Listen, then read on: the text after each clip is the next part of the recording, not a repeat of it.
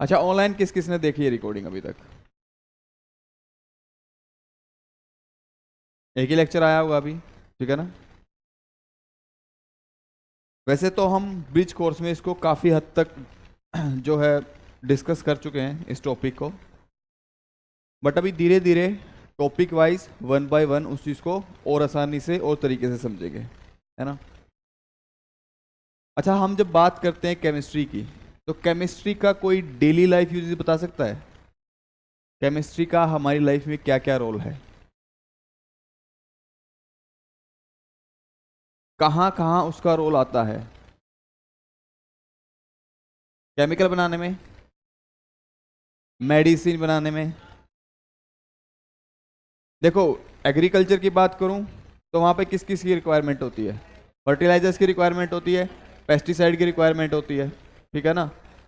और अगर केमिस्ट्री की मेडिसिनल फील्ड में बात करूं तो बहुत सारी ड्रग्स जो है हम वो डेवलप करते हैं, ठीक है ना? और बताओ, फूड इंडस्ट्री में, फूड इंडस्ट्री में कहाँ कहाँ होती है? फूड इंडस्ट्री में कहाँ होता है बताओ? प्रिजर्व करने के लिए प्रिजर्वेटिव्स क्या होते हैं? प्रिजर्वेटिव्स होते हैं। और दूसरा क्या है? और बताओ। एंजाइम। एंजाइम कैसे?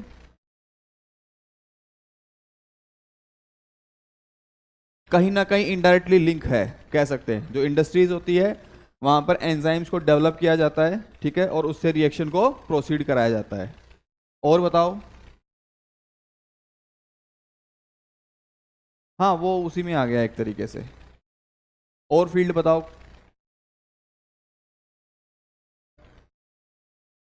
क्लोथ्स, ठीक है, मतलब जो गारमेंट्स है पूरा, उसके अंदर हम पूरा यूज करते हैं केमिस्ट्री की टर्म्स में। पॉलीमर इंडस्ट्री, पॉलीमर सुना है ना? बहुत सारे मोनोमर बन के मिलके क्या बना लेते हैं? पॉलीमर बनाते हैं। और पूरी पॉलीमर इंडस्ट्री जिसमें किसका एप्लीकेशन है? केमिस्ट्री का एप्लीकेशन है। ये बात क्लियर है सबको? ठीक है। तो जब हम केमिस्ट्री को पढ़ते हैं तो इसका यूज वेरियस फील्ड के अंदर है, बहुत सारी अलग अलग फील्ड है। इसको पढ़ोगे, इसका यूज आप करोगे डॉक्टर बनने के बाद। ये बात तो क्लियर है सबको, है ना? जब आप डॉक्टर बनोगे और डॉक्टर बनने के बाद आपकी केमिस्ट्री का डब्बा गोल है, पहली बात तो डॉक्टर बन ही नहीं सकते अगर केमिस्ट्री में डब्बा गोल है तो। और डॉक्टर जब मेडिसिन को रिकमेंड करता है तो उसको एग्जैक्ट नॉलेज रहती है कि केमिस्ट्री के दौरान उसने क्या क्या चीजें पढ़ी थी और किस डिजीज के लिए कौन सी ड्रग ज्यादा बेहतर है, कौन सा सोल्ट ज्यादा अच्छा होता है। तो उसकी रिक्वायरमेंट भी बहुत नीडेड है, बहुत जरूरी होती है। बात क्लियर है सबको? ठीक है। तो वेरियस फील्ड में हमें केमिस्ट्री का यूज देखने को मिलता है। अगर बात करते हैं पेस्टिसाइड की और फर्टिलाइजर की, तो टाइम टू टाइम हम क्या करते रहते हैं? उनको बदलते रहते हैं, ठीक है। ऐसे ही हम बात करते हैं बहुत सारी ऐसी एंटीवायरसेस की, ठीक है। अभी कोविड में भी कौन सी बनी थी? कोवैक्सीन और कोविशील्ड बनी थी ना? तो ये भी एप्लीकेशन किसकी है? इंडस्ट्रियल एप्लीकेशन ही तो है। किसकी? मेडिसिनल केमिस्ट्री की। किसकी है? मेडिसिनल केमिस्ट्री की। और उसको डेवलप कौन कर रहे हैं? जो बहुत सारे डॉक्टर हैं जो मेडिसिनल रिसर्च में इन्वॉल्व हैं, है कि नहीं? वही तो डेवलप करते हैं, ठीक है। और बहुत सारी डिजीज, कोई भी डिजीज बहुत लंबे टाइम तक आती है, बहुत टाइम बाद आती है, जैसे पोलियो हो गया, ठीक है, कैंसर हो गया, या बड़ी अभी इंडिया में जो सबसे मोस्ट डेंजरस जो अभी चल रही है, कोई बता सकता है?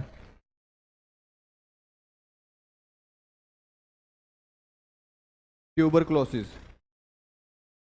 हाँ, टीबी। जो टीबी के केसेस हैं वो इंडिया में इतने राइज अप हो रहे हैं धीरे धीरे, उसको कंट्रोल करना भी काफी टफ है। तो उसके लिए मेडिसिन होती है, पूरा एक कोर्स रहता है उसका। अगर किसी को अलग अलग तरह की टीबी होती है तो उसका भी एक कोर्स रहता है, पूरा पूरा कोर्स होने के बाद DOTS, डॉट्स होता है ना, सुना है आप लोगों ने? उसका एक पूरा कंप्लीट कोर्स होता है, तब जाकर के उसको खत्म किया जाता है। और टीबी भी अलग से अलग अलग तरीके की होती है। वो लंग्स में भी हो सकती है, इंटेस्टाइनल भी हो सकती है, गैस्ट्रिक जो बोलते हैं हम, ठीक है, स्टमक से रिलेटेड। तो जहां जहां पर बायोलॉजी है वहां वहां पर क्या है? केमिस्ट्री है, उसका पूरा यूज है। ठीक है, केमिस्ट्री में इन डेप्थ पढ़ेंगे और उसकी एप्लीकेशन भी देखेंगे। बात क्लियर है सबको? 9th क्लास में जब हम थे, 9th क्लास में या 10th क्लास में, तो हमने बात करी थी किसके बारे में? मैटर के बारे में। किसके बारे में बात करी थी? मैटर के बारे में। तो उसी से हम अपना टॉपिक स्टार्ट करेंगे। टॉपिक का नाम क्या है? Some basic concept of chemistry. Some basic concept में जब हम बात करते हैं तो पूरा का पूरा चैप्टर कहीं ना कहीं आपकी मैथमेटिकल कैलकुलेशन को चेक करता है। किसको चेक करता है? मैथमेटिकल कैलकुलेशन को। उतना ही है बस, कंसेप्ट को समझो, मैथमेटिकल कैलकुलेशन को अप्लाई करो, आपका आंसर आ जाएगा। तो कोई ये सोच के तो नहीं बैठा था कि बायोलॉजी ली है, मैथ की नॉर्मल कैलकुलेशन तो करनी ही नहीं पड़ेगी, थोड़ी बहुत कैलकुलेशन तो आएगी और उसकी तो रिक्वायरमेंट भी है, वो हमेशा आपके साथ होनी चाहिए। थोड़ी बहुत कैलकुलेशन जो है वो हमेशा होनी चाहिए।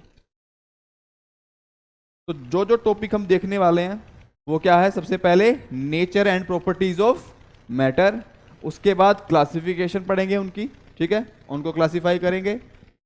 उसके बाद कोई भी क्वांटिटी है उसको मेजर करते हैं, ठीक है, तो मेजर करते हैं तो उसकी कुछ ना कुछ एक यूनिट होती है। क्या होती है? यूनिट होती है। तो उसकी यूनिट के बारे में बात करेंगे कि ये एसआई यूनिट क्या चीज होती है। और अगर मेजर कर रहे हैं, क्या कर रहे हैं? मेजर कर रहे हैं किसी क्वांटिटी को, तो कहीं ना कहीं उस क्वांटिटी में क्या आता है? मेजर करने में एरर आ जाता है। क्या आ जाता है? एरर आ जाता है। और वहां हम फाइंड आउट कर रहे होते हैं क्या? अनसर्टेनिटी इन मेजरमेंट। क्या फाइंड आउट कर रहे होते हैं? अनसर्टेनिटी। ये बात क्लियर है? ठीक है, तो इस टॉपिक को हम आज देखने वाले हैं और सबसे पहले हम स्टार्ट करते हैं किसका? Nature and properties of matter. और मैटर के बारे में हमने क्या पढ़ा था? Matter is something which have mass and occupy space. यहां हर तरफ अगर हम देखें, इस चेयर को अगर देखते हैं, ठीक है, या इस बोर्ड को हम देखते हैं, इस बोतल को हम देखते हैं, इसका क्या है? स्पेसिफिक मास है और इसने स्पेस को भी क्या किया है? ऑक्यूपाई किया है। स्पेस से क्या मतलब है हमारा? It occupies volume. कुछ ना कुछ इसका क्या है? वॉल्यूम में। कोई भी अगर स्पेस के अंदर कोई क्वांटिटी एग्जिस्ट कर रही है तो उसका कुछ ना कुछ क्या होगा? वॉल्यूम होगा। ये दो चीज जो मास और स्पेस की बात करते हैं उसको हम क्या बोलते हैं? मैटर बोलते हैं। और इसके साथ एक और चीज जुड़ी हुई है, क्या? हम उसके मास की भी बात कर रहे हैं और वो स्पेस भी ऑक्यूपाई कर रहा है। तीसरी चीज क्या है? उसको हम फील भी कर सकते हैं। क्या कर सकते हैं? फील भी कर सकते हैं। तो अगर उसको हम सेंस भी कर पा रहे हैं, क्या कर पा रहे हैं? सेंस कर पा रहे हैं या फील कर पा रहे हैं, तो उसको क्या बोलेंगे? मैटर बोलेंगे। Anything which have mass and occupy space, और जिसको सेंस किया जा सकता है, जिसको फील किया जा सकता है, उसको हम क्या बोलेंगे? मैटर बोलेंगे। क्या बोलेंगे? मैटर बोलेंगे। और मैटर की अलग अलग स्टेट होती है। क्या होती है? अलग अलग स्टेट, ठीक है। और अलग अलग स्टेट में जब बात करते हैं मैटर की क्लासिफिकेशन की, तो अलग अलग स्टेट में क्या होती है? सॉलिड, लिक्विड, गैस, दो और होती हैं, प्लाज्मा और बोस-आइंस्टीन, ठीक है। तो 5 बेसिक स्टेट है, लेकिन जो हम पढ़ते हैं वो कौन कौन सी हैं? सॉलिड, लिक्विड और गैस। हमारे जो काम की चीज है वो क्या है? सॉलिड, लिक्विड और गैस, ठीक है। ये क्या है? मैटर की स्टेट है। तो जब हम स्टेट ऑफ मैटर में सॉलिड, लिक्विड, गैस की बात करते हैं, और सॉलिड, लिक्विड, गैस, हमने इसको किस बेसिस पे डिवाइड किया है? On the basis of physical properties. Physical property के बेसिस पे उसको डिवाइड किया किसमें? सॉलिड, लिक्विड और गैस। अच्छा, बात करता हूं एक एक। अगर सॉलिड की बात करते हैं, किसकी बात करते हैं? सॉलिड की। सॉलिड, लिक्विड और गैस।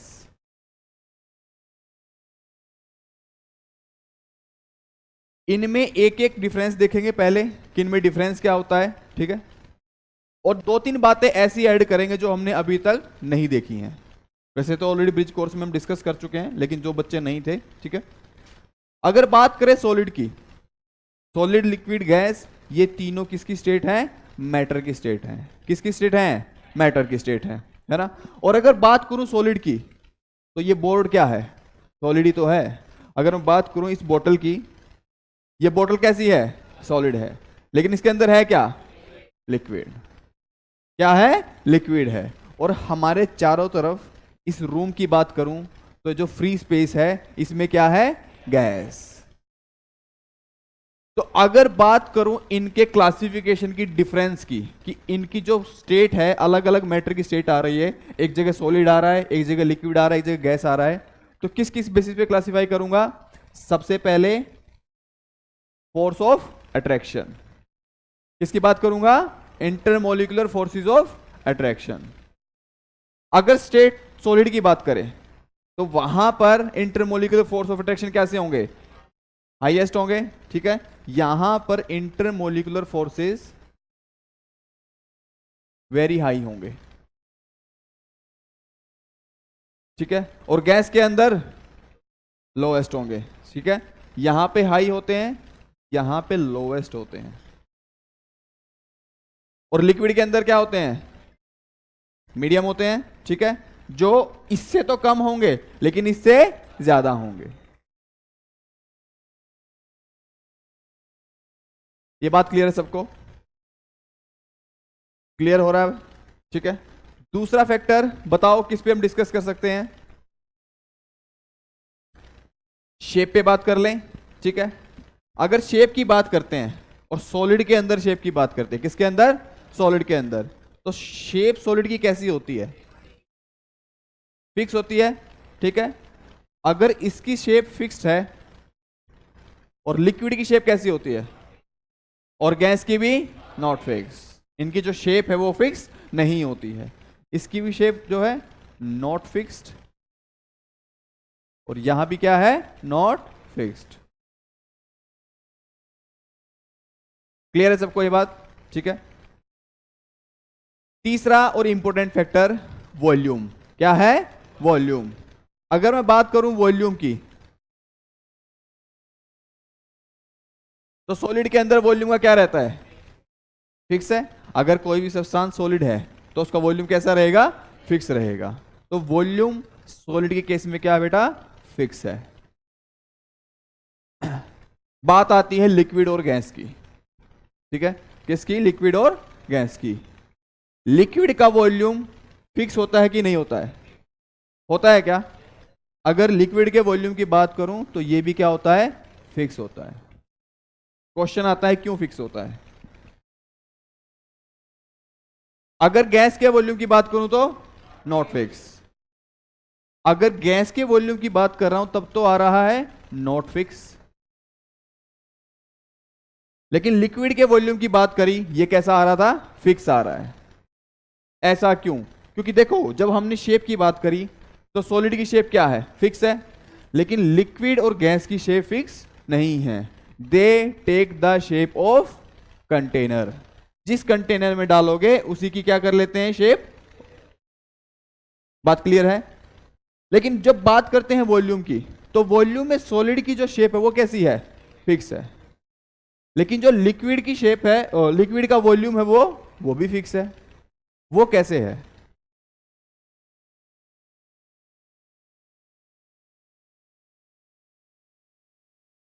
याद आया कुछ? अगर मान लो कोई कंटेनर है, ये रूम है मान लो, ठीक है। इसमें मैंने थोड़ी सी गैस यहां से एंटर कर दी, चारों तरफ से रूम बंद है क्या? ठीक है। थोड़ी सी गैस मैंने एंटर करी तो थोड़ी देर बाद क्या होगा? गैस पूरे रूम की शेप में, ठीक है, उसका वॉल्यूम क्या कर लेगी? ऑक्यूपाई कर लेगी। तो अब जो गैस का वॉल्यूम है वो कितना हो जाएगा? Volume of this room. तो जो गैस का वॉल्यूम है वो कभी भी फिक्स नहीं होता है, क्योंकि उतनी ही गैस को अगर मैं छोटे क्लासरूम में ले जाके डाल दूं तो उसका वॉल्यूम कितना हो जाएगा? छोटे क्लासरूम में जितना हो जाएगा, ठीक है। और उतने ही सेम अमाउंट को मैं एक बॉक्स में ले जाके डाल दूं तो अब वॉल्यूम कितना हो जाएगा? जो बॉक्स का वॉल्यूम है। तो गैस का वॉल्यूम अपना खुद का नहीं है, तो इसका जो वॉल्यूम है वो फिक्स नहीं होता है। लेकिन बात है लिक्विड की। किसकी? लिक्विड की। मान लो ये बोतल है, ठीक है। कितना लीटर पानी होगा ये? 1 लीटर है, ठीक है। अगर 1 लीटर बोतल पानी है ये, और इसको मैंने खोल के किसी एक बर्तन में डाल दिया, तो अब भी तो वो 1 लीटर ही है, बस उसकी शेप चेंज हो गई है। इसलिए लिक्विड की जो शेप है वो फिक्स नहीं होती, लेकिन वॉल्यूम तो फिक्स है। ऐसा तो नहीं है कि मार्केट में गए और 1 लीटर दूध हम वहां से लेके चले थे, ठीक है, और जैसे ही घर पे पहुंचे अपने बर्तन में डाला उसका वॉल्यूम चेंज हो गया, ऐसा तो नहीं है। अगर मार्केट से दूध ला रहे हो और घर पे आके वॉल्यूम चेंज हो गया, मतलब वो वॉल्यूम आपने कंज्यूम कर लिया है। कोई तो है जो रास्ते में दूध पी गया है। ऐसा तो नहीं बोल सकते मैं तो 1 किलो ही लेके आया था, ठीक है ना, लेकिन यहां आकर के कम हो गया है, ऐसा पॉसिबल नहीं है। क्यों? क्योंकि जो वॉल्यूम है लिक्विड का वो क्या है, फिक्स है। लेकिन अगर गैस की बात करें तो गैस का वॉल्यूम फिक्स नहीं है। इस रूम में डाला उतना अमाउंट तो यहां का वॉल्यूम ऑक्यूपाई कर लिया, किसी बॉक्स के अंदर डाला तो वहां का ऑक्यूपाई कर लिया। बात क्लियर है? ठीक है, हमने इंटरमोलिकुलर फोर्सेस देखा, शेप देखा, वॉल्यूम देखा। एक और फैक्टर देखते हैं, क्या? वो तो इसी में आ जाता है, इंटरमोलिकुलर फोर्सेस में। कैसे?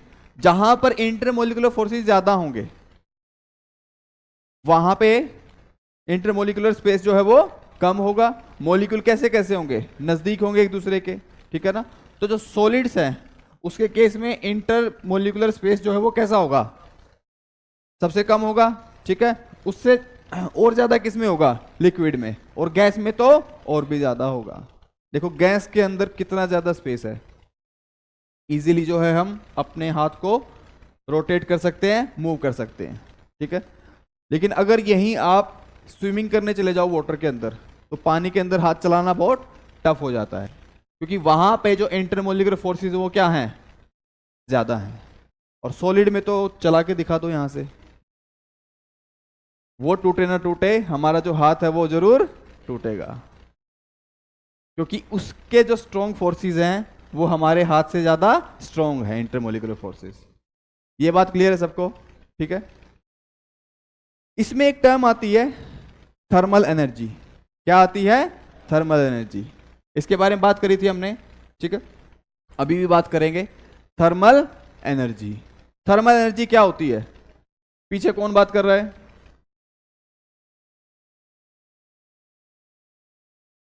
यूसुफ, यूसुफ नाम है ना। थर्मल एनर्जी क्या होती है यूसुफ?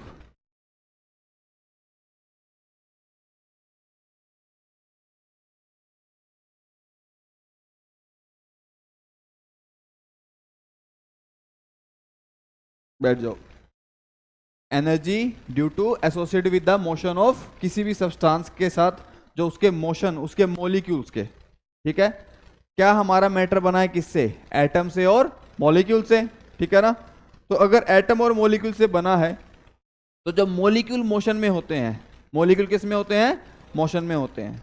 तो मोशन के साथ जो एसोसिएटेड होती है एनर्जी, है ना, a kind of energy which is associated with the motion of molecules, उसको हम क्या बोलते हैं? Thermal energy. क्या बोलते हैं? Thermal energy. Kinetic energy is a type of thermal energy, एक काइंड है उसकी, ठीक है। तो क्या बोलते हैं उसको? Thermal energy. अगर मैं बात करूं थर्मल एनर्जी की, किसकी बात करूं? थर्मल एनर्जी की। तो एक काम देखो, एक चीज देखो, अगर बात कर रहे हैं सॉलिड की, किसकी? सॉलिड्स की, तो सॉलिड में मॉलिक्यूल एक दूसरे के बहुत नजदीक हैं, इंटरमोलिकुलर फोर्सेस बहुत ज्यादा हैं, और इंटरमोलिकुलर डिस्टेंस बहुत कम है। ये बात तो क्लियर है सबको? तो मॉलिक्यूल इतने क्लोज हैं कि जो उनका मोशन है वो रिस्ट्रिक्टेड है। कैसा है? रिस्ट्रिक्टेड है। बस उसी प्लेस पे बैठ के वो क्या करते हैं? वाइब्रेट करते हैं। बस क्या करते हैं? वाइब्रेट करते हैं। ना तो मोशन करेंगे ना ही रोटेट करेंगे, सिर्फ और सिर्फ क्या करेंगे? वाइब्रेट करेंगे। तो अगर वाइब्रेट करते हैं तो मोशन में तो वो है ही नहीं, और अगर मोशन में नहीं है तो उनसे जो एसोसिएटेड थर्मल एनर्जी है वो क्या होगी? मिनिमम होगी। कैसी होगी? मिनिमम होगी। तो यहां थर्मल एनर्जी की बात करूंगा तो वो कैसी होगी बेटा जी? लोवेस्ट होगी। और सबसे ज्यादा कहां पे होगी? गैस के अंदर। कहां होगी? गैस के अंदर होगी।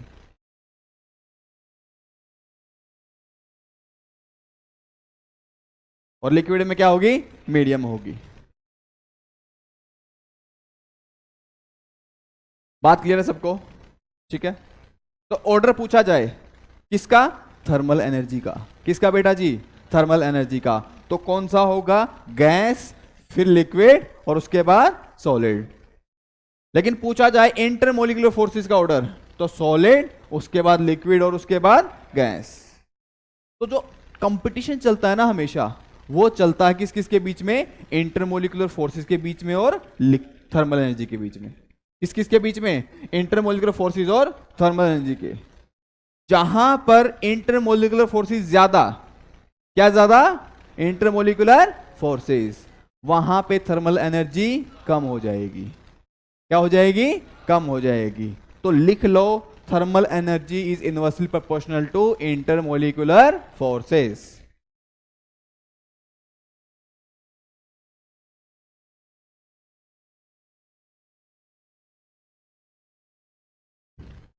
Thermal energy is inversely proportional to intermolecular forces.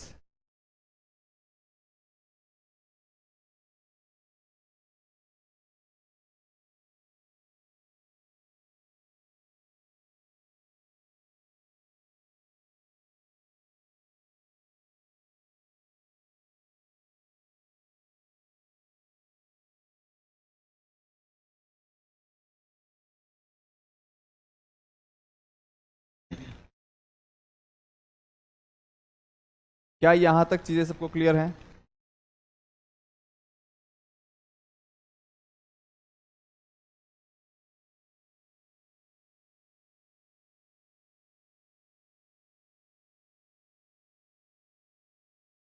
किसी को डाउट इसमें?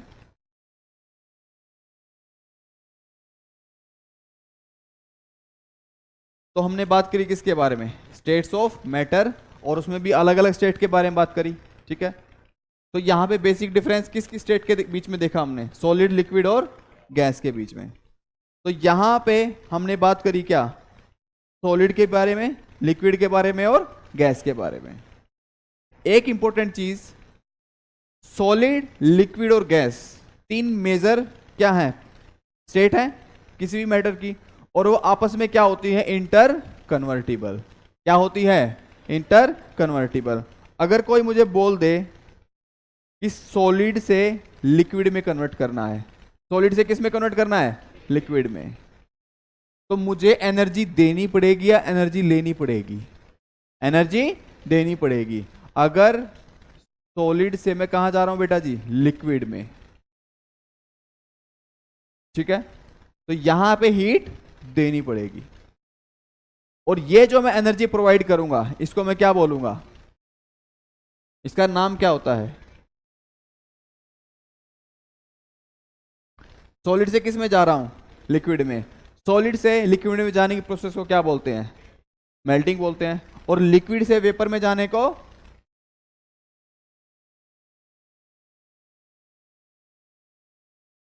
तो यहां जो हीट प्रोवाइड होगी वो किसकी होगी? Delta H vaporization, heat of vaporization, heat of vaporization. ठीक है। लेकिन अगर वेपर से वापस लिक्विड में आता हूं, वेपर से किससे आता हूं? लिक्विड में। अगर मैं यहां पे बात करता हूं लिक्विड, और अगर अच्छे तरीके से लिखूं तो मेन स्टेट क्या है? गैस है। ठीक है। और गैस से वापस लिक्विड में आ रहा हूं, कंडेंसेशन होती है। क्या होती है? कंडेंसेशन। ठीक है। तो यहां पर जो डेल्टा एच है वो कौन सा होगा? कंडेंसेशन की। कि मेरे पास कोई भी गैस है, और कोई भी गैस को मैं कंडेंस कैसे करूंगा? उसको लिक्विड फॉर्म में लेके आके। और वो कैसे कर सकता हूं मैं?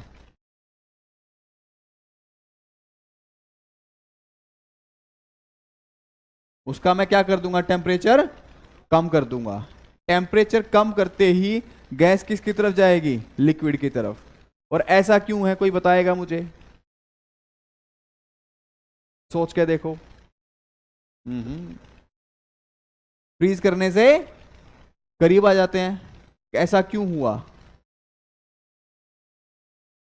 ऐसा क्यों हुआ, वही तो मैं पूछना चाह रहा हूं आप लोगों से। बताओ मुझे कोई। थर्मल एनर्जी कम हो जाएगी। जैसे ही मैंने टेम्परेचर कम किया, टेम्परेचर कम करते ही मोशन में क्या हुआ? मॉलिक्यूल के मोशन में रुकावट हुई और उसकी थर्मल एनर्जी क्या हो गई? कम हो गई। और जैसे ही थर्मल एनर्जी कम होगी, इंटरमोलिकुलर फोर्स ऑफ अट्रैक्शन बढ़ जाएगा। अभी तो देखा हमने कैसे प्रोपोर्शनल होते हैं, इनवर्सली प्रोपोर्शनल होते हैं। Very good. तो जैसे ही टेम्परेचर कम किया, मेरी थर्मल एनर्जी क्या हो गई? कम हो गई। और थर्मल एनर्जी जैसे ही कम हुई, मेरे जो इंटरमोलिकुलर फोर्स ऑफ अट्रैक्शन है वो बढ़ने स्टार्ट हो गए। तो वो गैस से कहां चला गया? लिक्विड में जा रहा है। किस में जाता जा रहा है? लिक्विड फेज में। ठीक है। और अगर लिक्विड मेरे पास है, वाटर होता है जैसे, उसको मैं फर्दर टेम्परेचर को डिक्रीज कर दूं तो किस में कन्वर्ट हो जाता है? सॉलिड में। और वहां पे प्रोसेस होती है कौन सी? फ्रीजिंग। कौन सी प्रोसेस होती है बेटा? फ्रीजिंग।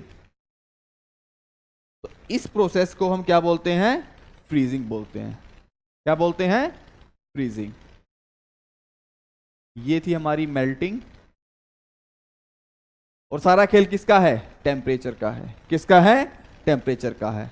आइस हमारे पास अगर है और उसको रूम टेम्परेचर पे लाके रख दोगे, क्या हो जाती है? वो मेल्ट हो जाती है।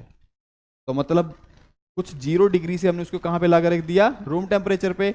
तो टेम्परेचर क्या हो गया? इंक्रीज हो गया। और जैसे ही टेम्परेचर बढ़ा, थर्मल एनर्जी इंक्रीज हो गई और इंटरमोलिकुलर फोर्सेस कम हो गए। तो वो सॉलिड से किस में कन्वर्ट हो गया? लिक्विड में। अच्छा एक बात बताओ, अगर सॉलिड से डायरेक्ट गैस में जाता है, सॉलिड से डायरेक्ट गैस में जाता है, तो उस प्रोसेस को क्या बोलते हैं? सब्लिमेशन। बहुत सारे ऐसे सब्सटेंस होते हैं जो सॉलिड होते हैं और डायरेक्ट वेपराइज हो जाते हैं। और उसका सबसे बेस्ट एग्जांपल क्या है? कैम्फर होता है, ठीक है, कपूर। कपूर को अगर कपड़ों में रख दोगे तो कुछ टाइम बाद क्या होता है? गायब। ठीक है। और वो गायब क्यों हुआ? वहां पे कौन सी प्रोसेस हुई है? सब्लिमेशन। वो सॉलिड था और वो किस में कन्वर्ट हो गया? वेपर के अंदर। बात क्लियर है? तो उस डायरेक्ट प्रोसेस को हम क्या बोलते हैं बेटा जी? सब्लिमेशन बोलते हैं।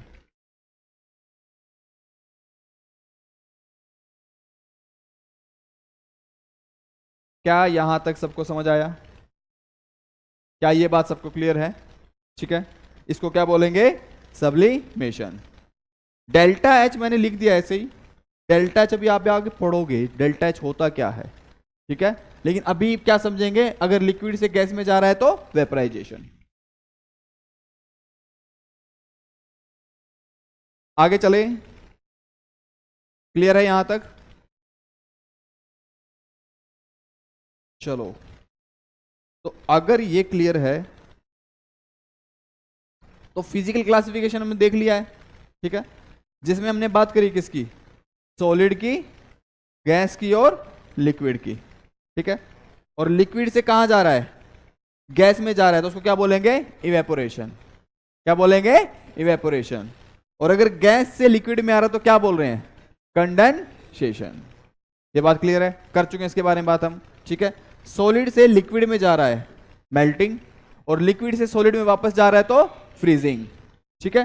और तीसरा क्या है? गैस से सॉलिड में। सॉलिड से डायरेक्ट गैस में जा रहा है तो क्या बोलते हैं? सब्लिमेशन। क्या बोलते हैं? सब्लिमेशन। लेकिन गैस से अगर वापस सॉलिड में चला जाए तो उसको क्या बोलेंगे? डिपोजिशन। क्या बोलेंगे? डिपोजिशन। अच्छा, इस डिपोजिशन को याद रखना, ये डिपोजिशन आपके बड़े काम की चीज है। किसमें? सरफेस केमिस्ट्री में। लिख लो कहीं पर। अगर गैस कन्वर्ट होती है सॉलिड में तो प्रोसेस क्या है? डिपोजिशन। और इसको आप कहां पढ़ोगे? सरफेस केमिस्ट्री में। किसमें पढ़ोगे? सरफेस केमिस्ट्री में। तो ये जो क्लासिफिकेशन हुई, ये किसके बेसिस पे था? फिजिकल प्रॉपर्टी के बेसिस पे। जो दूसरी क्लासिफिकेशन है वो किसके बेसिस पे होगी? केमिकल प्रॉपर्टी के बेसिस पे। तो अगर मैंने पहली क्लासिफिकेशन करी है तो दूसरी क्लासिफिकेशन किसके बेसिस पे होगी? केमिकल प्रॉपर्टी के बेसिस पे। अच्छा, फिजिकल प्रॉपर्टी क्या होती है? देख के बता सकते हैं, ऑर्डर से बता सकते हैं, उसके स्मेल से बता सकते हैं, उसको फिजिकल अपीयरेंस से उसको बता सकते हैं कि ये किस स्टेट में एग्जिस्ट करता है। बात क्लियर है? ठीक है।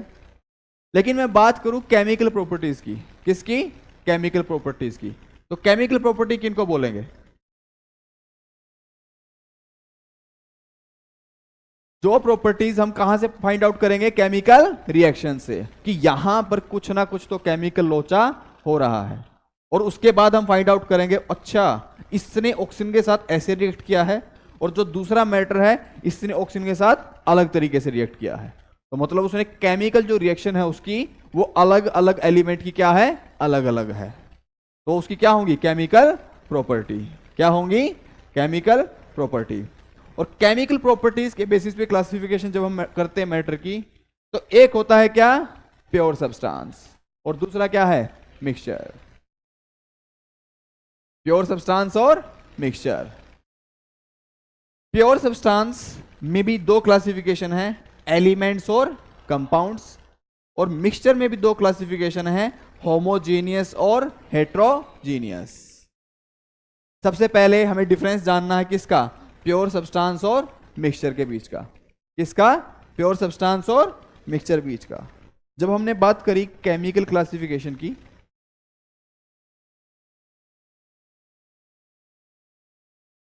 फिजिकल तो ऑलरेडी कर चुके हैं हम। क्या क्या स्टेट हैं? सॉलिड, लिक्विड, गैस, और दो कौन सी अलग? प्लाज्मा और बोस आइंस्टाइन। ठीक है। और केमिकल क्लासिफिकेशन में हम कर रहे हैं, तो एक हमारे पास क्या है? Pure substance. एक हमारे पास क्या है? Pure substance. और दूसरा क्या है? मिक्सचर। Very good. दूसरा क्या है? मिक्सचर। प्योर सब्सटेंस क्या होते हैं? किसी को कोई आइडिया? 9th क्लास का टॉपिक है ये वैसे। एक ही सब्सटेंस नहीं,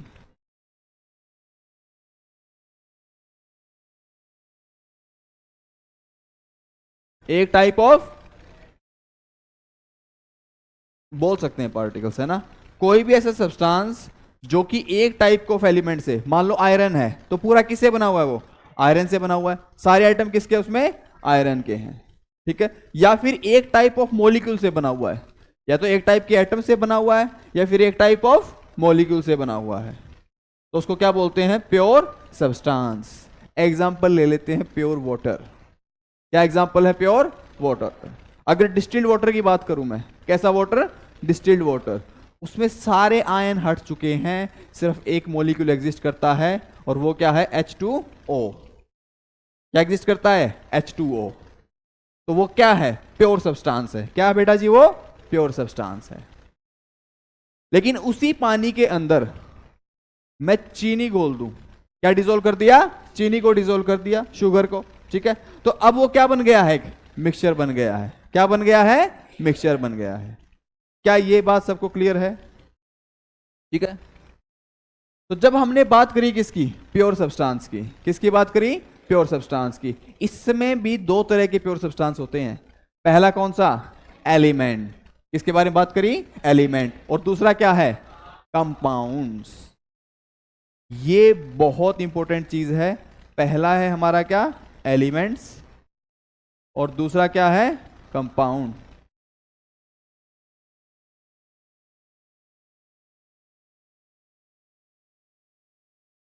ये बात तो तय है कि एलिमेंट और कंपाउंड दोनों क्या हैं? प्योर सब्सटेंस हैं। दोनों क्या हैं? प्योर सब्सटेंस हैं। एलिमेंट किसको बोलेंगे हम?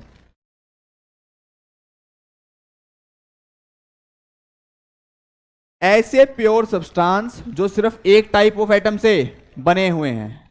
सिंगल टाइप ऑफ एटम से जो सब्सटेंस बने हैं उनको हम क्या बोलते हैं? एलिमेंट। एग्जांपल बताओ। Hydrogen element. ठीक है। जो किससे बना है? हाइड्रोजन के एटम से बना हुआ है। आयरन हो गया। आयरन भी तो है, सिर्फ क्या है उसमें? किसके एटम है? सारे आयरन के एटम है।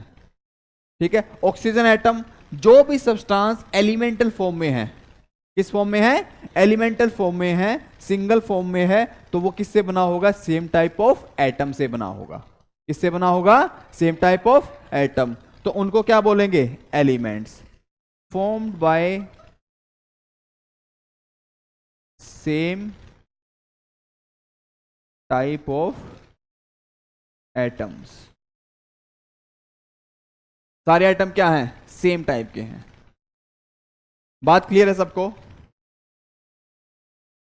एग्जाम्पल है आयरन, ठीक है, Fe ले लिया, या हाइड्रोजन एटम ले लिया, ऑक्सीजन एटम ले लिया, एटसेट्रा, जितने भी मेटल जितने भी है बेसिकली वो भी ले सकते हो आप। सोडियम भी तो क्या है? एक सोडियम मेटल है, ठीक है, और वो भी किस फॉर्म में? एलिमेंटल फॉर्म में। तो सारे के सारे उसमें एटम किसके होंगे? सोडियम के होंगे। मैग्नीशियम भी हो गया, सोडियम हो गया। क्लियर है ये बात सबको? ठीक है। लेकिन बात आ गई किसकी? कंपाउंड की। किसकी बात आ गई? कंपाउंड की। और कंपाउंड की जब बात कर रहा है तो किसके बारे में बोल रहा है? प्योर सब्सटेंस के। कंपाउंड भी ऑलरेडी क्या है? Pure substance. लेकिन कंपाउंड में एक बात अलग होती है। क्या होता? तो ये भी प्योर ही है, लेकिन इसमें क्या हो रहा होता है? अलग अलग एलिमेंट के एटम्स कंबाइन करते हैं फिक्स रेशो में। किस रेशो में? फिक्स रेशो में। कार्बन के एटम कार्बन एलिमेंट से आए, ऑक्सीजन के एटम ऑक्सीजन एलिमेंट से आए, और फिक्स रेशो में वो क्या हुए? कंबाइन हुए। और fix ratio by what? Fix ratio by mass. तो फिक्स रेशो में अगर कंबाइन हुए तो एक कार्बन आया है और ऑक्सीजन कितने हैं? 2। तो कार्बन का मास और ऑक्सीजन का मास वो क्या रहेगा? फिक्स रहेगा। और वहां से जो एंटिटी बनती है उसको हम क्या बोलते हैं? कंपाउंड। लेकिन एक क्वेश्चन है यहां पे, जब अलग अलग जगह से आ रहा है तो वो प्योर कैसे है? क्योंकि जो CO2 बना है पूरे के अंदर अब क्या है? सिर्फ और सिर्फ CO2 है, कुछ और उसमें एग्जिस्ट नहीं करता है। सिमिलरली H2O भी क्या है? कंपाउंड है, जहां पर हाइड्रोजन और ऑक्सीजन क्या है? फिक्स रेशो में है। सीधे होके बैठो। जहां पर क्या है? फिक्स रेशो में है, ठीक है, तो वो भी क्या है? एक कंपाउंड है। ठीक है। तो एलिमेंट्स, जो अलग अलग एलिमेंट्स के एटम हैं वो कंबाइन करते हैं किसमें? फिक्स रेशो में। ठीक है। तो atom of different element combines in fix ratio. Atoms of different element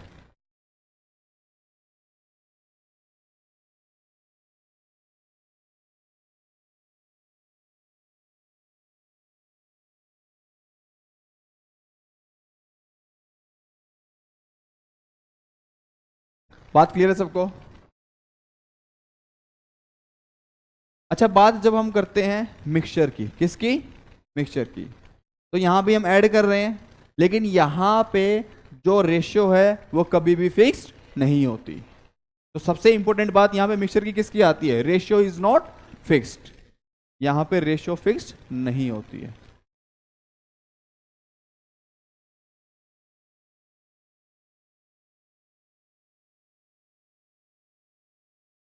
अच्छा, एक बात सुनना भी ध्यान से।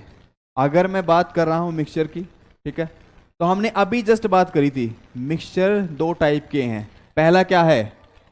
होमोजीनियस मिक्सचर, और दूसरा क्या है? Heterogeneous mixture.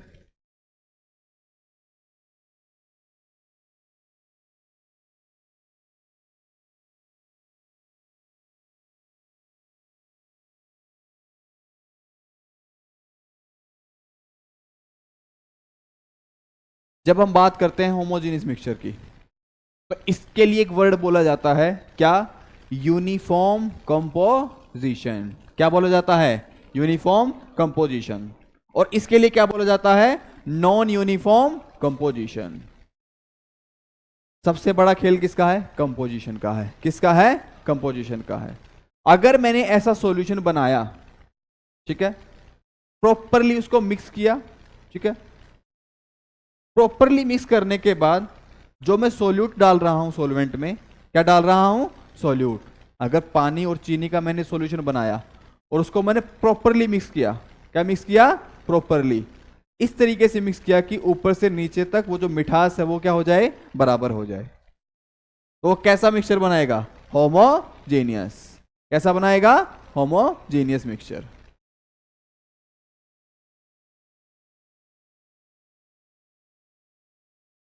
कौन सा? हाँ, देखो बैठो। स्प्राइट, कोक, कोल्ड ड्रिंक जितनी भी हैं, इन सब में क्या होता है? एक लिक्विड होता है, उसके अंदर क्या ऐड होता है? शुगर। ठीक है, तो वो ऑलरेडी क्या है? पहले तो होमोजीनियस है, और उसके अंदर क्या डिजोल्व की हुई है? गैस। तो ये कौन सा सॉल्यूशन बन गया? Gas in liquid. Already homogeneous तो वो है ही। होमोजीनियस के बाद भी जब सॉल्यूशन बनते हैं तो वो भी कई टाइप के बनते हैं। एलोय सुना आपने? एलोय क्या होते हैं? एलोय के बारे में क्या बोला जाता है? Alloys are the homogeneous mixture of two or more metals. होता है कि नहीं होता है ना? तो एलोयज भी क्या है? होमोजीनियस मिक्सचर है। लेकिन सारे के सारे कौन ऐड हो रहे हैं? सॉलिड। कौन ऐड हो रहे हैं? सॉलिड। तो उस मिक्सचर को बोला जाता है सॉलिड इन सॉलिड। कौन सा मिक्सचर है वो? Solid in solid. बात क्लियर है? ठीक है, तो जब होमोजेनियस मिक्सचर की बात हुई तो इसके बारे में बोला गया कि uniform composition. Uniform composition through out the mixture.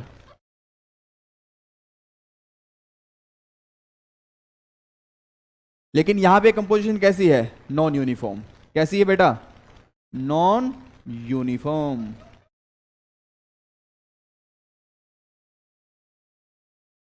पानी में मैंने क्या ऐड कर दिया? थोड़ी मिट्टी डाल दी, सैंड। ठीक है, और उसको थोड़ी देर तक मिक्स किया। क्या किया? मिक्स किया। तो मिक्सचर तो ऑलरेडी बन चुका है, लेकिन कुछ देर बाद क्या होगा? जो मिट्टी है वो नीचे सेटल डाउन हो जाएगी और कुछ पार्टिकल पानी के अंदर भी रहेंगे। ठीक है ना? अब वो पानी प्योर तो रह नहीं गया है। तो अगर मैं देखूं उसको विजुअलाइज करके, तो क्या मैं उसके नीचे वाले पोर्शन को ऊपर वाले पोर्शन से सेपरेट कर सकता हूं? इजीली सेपरेट कर सकते हैं हम उसको। क्या करूंगा? एक फिल्टर पेपर लगाऊंगा, ऊपर से इसको डाल दूंगा, मिट्टी ऊपर रह जाएगी, नीचे क्या आएगा? वाटर आ जाएगा। लेकिन अगर मैंने एक चीनी का सॉल्यूशन बनाया है, ठीक है, और उसको अगर मैं सेपरेट करने के लिए देखूं, तब क्या मैं उसको सेपरेट कर सकता हूं? उसको सेपरेट नहीं कर सकता। तो यहां पे जो कंपोजिशन है वो कैसी है? नॉन यूनिफॉर्म है। कैसी है? नॉन यूनिफॉर्म है। ऊपर वाले रीजन में मिट्टी कम है और नीचे वाले में ज्यादा है। तो कंपोजिशन कैसी हो गई? नॉन यूनिफॉर्म हो गई। बात सबको क्लियर है? ठीक है, होमोजीनियस का एग्जांपल क्या है? Pure air. जो एयर का मिक्सचर होता है वो कैसा होता है? होमोजीनियस। क्या होता है?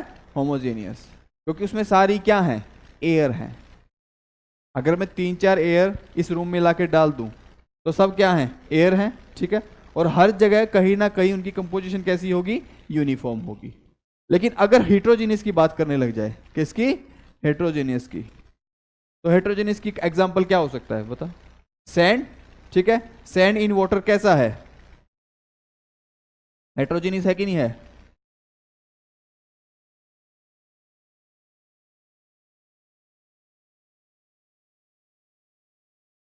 क्या यहां तक सबको क्लियर है? हाँ। ब्लड क्यों हेट्रोजीनियस है? ब्लड के अंदर क्या क्या होता है? प्लाज्मा। ठीक है, और प्लाज्मा जो है उसको हम सेपरेट कर सकते हैं। प्लाज्मा को सेपरेट इजीली किया जा सकता है सेंट्रीफ्यूगेशन के द्वारा। किसके द्वारा? सेंट्रीफ्यूगेशन के द्वारा। ब्लड का प्लाज्मा किस किस कलर का होता है? येलो कलर का होता है। आप ब्लड को क्या करो? एक टेस्ट ट्यूब में ले लो, ठीक है, और एक सेंट्रीफ्यूग मशीन होती है। कैसी? Centrifuge machine. ठीक है, और उसके अंदर डाल दो उसको और घुमा दो थोड़ी देर। क्या होगा? जो ब्लड है आपका वो नीचे रह जाएगा और ऊपर क्या अलग से आ जाएगा? प्लाज्मा। ठीक है, तो हम उसको क्या कर सकते हैं? डिफरेंट कर सकते हैं ना, अलग अलग कर सकते हैं। तो इसलिए कैसा मिक्सचर है वो? हेट्रोजेनियस है। बात समझ में आई? ठीक है, ब्लड का जो प्लाज्मा होता है ये बहुत इंपॉर्टेंट होता है। क्यों?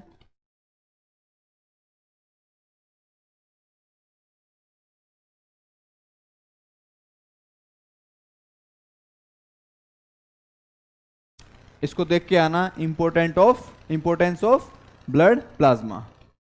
इसकी बहुत सारी इंपॉर्टेंस प्रॉपर्टीज होती हैं ब्लड प्लाज्मा की, कि कहाँ कहाँ इसका यूज होता है और बॉडी में कैसे सबसे इसका इंपॉर्टेंट रोल रहता है।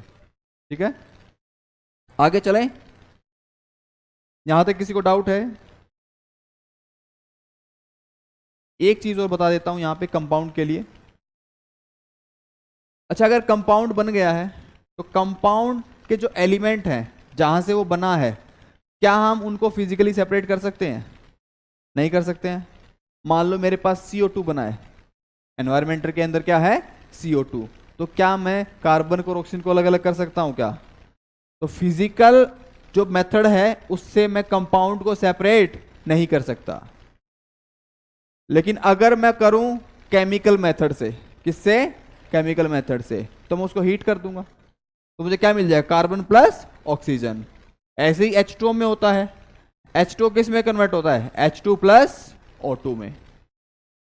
H2 प्लस O2 में। क्या चल रहा है पीछे? नाम क्या आपका? दृष्टि, sit down.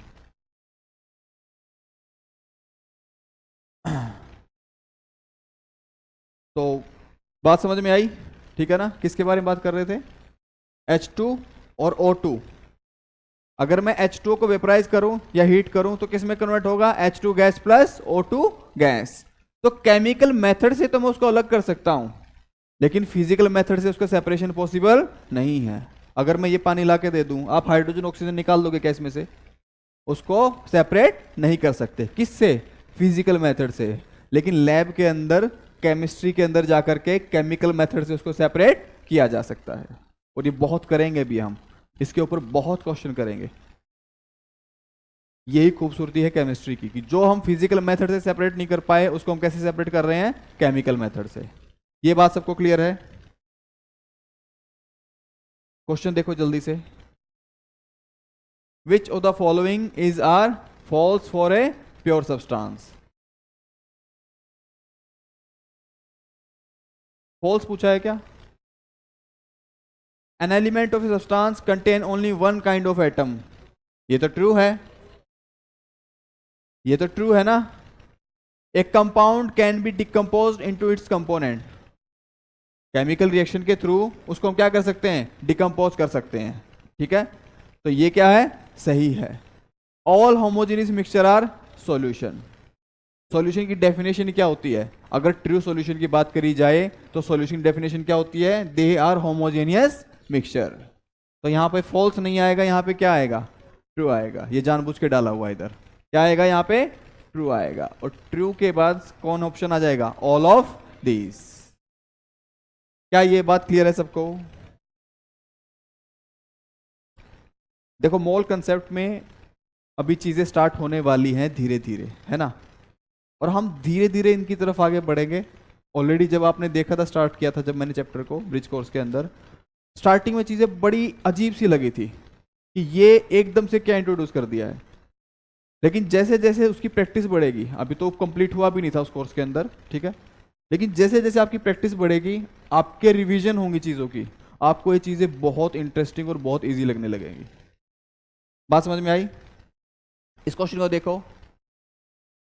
Compound can not be separated by chemical methods.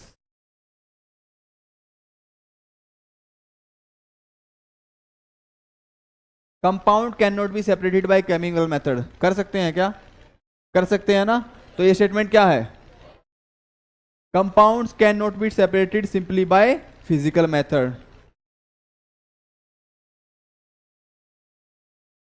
क्या फिजिकल मेथड से कंपाउंड को सेपरेट कर पा रहे थे? नहीं ना?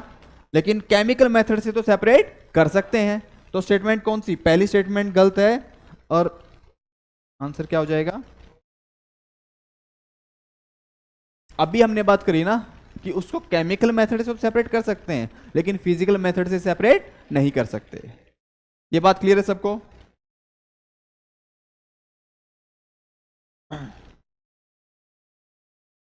ऑलरेडी देख चुके हैं हम फिजिकल क्लासिफिकेशन मैटर की, ठीक है। सॉलिड, लिक्विड और गैस के बारे में हमने बात कर चुके हैं। हर चीज के बारे में यहाँ एक्सप्लेनेशन हो चुकी है। चलो थोड़ी सी और चीजें जो मिक्सचर के बारे में आपको एक दो पॉइंट और ऐड करने हैं, बस उससे ज्यादा नहीं। हमने होमोजेनियस मिक्सचर के बारे में क्या बात करी, कैसी कंपोजिशन है, यूनिफॉर्म कंपोजिशन है। कैसी है, यूनिफॉर्म। मतलब through out the mixture composition uniform है, तो जो भी सॉल्यूट डाला है वो पूरे सॉल्यूशन में क्या होगा, हर जगह सेम होगा। हर जगह कैसा होगा, सेम होगा। लेकिन यहां पे कंपोजिशन कैसी है, नॉन यूनिफॉर्म। इट, अभी सेकंड पॉइंट को देखते हैं सबसे लास्ट में। थर्ड पॉइंट क्या कहता है, it can not be separated out physically, but it can be separated out physically, ठीक है। अगर सैंड और वाटर का सॉल्यूशन है तो सैंड को हम सेपरेट आउट कर सकते हैं इजीली, ठीक है। लेकिन होमोजेनियस मिक्सचर है, उसको हम सेपरेट आउट नहीं कर सकते। ब्लड क्या था, हेट्रोजेनियस, सेपरेट कर रहे हैं ना हम उसको, ठीक है। बात क्लियर हुई। हेट्रो मीन्स डिफरेंट और होमो मीन्स सेम, ठीक है। अब बात आती है फेज की। किसकी, फेज की। ये फेज क्या चीज होती है, it has only one phase, और उसका फेज कितना है, टू और मोर फेज। कोई मुझे एक्सप्लेन कर सकता है फेज क्या होता है? फेज अभी पढ़ा नहीं होगा।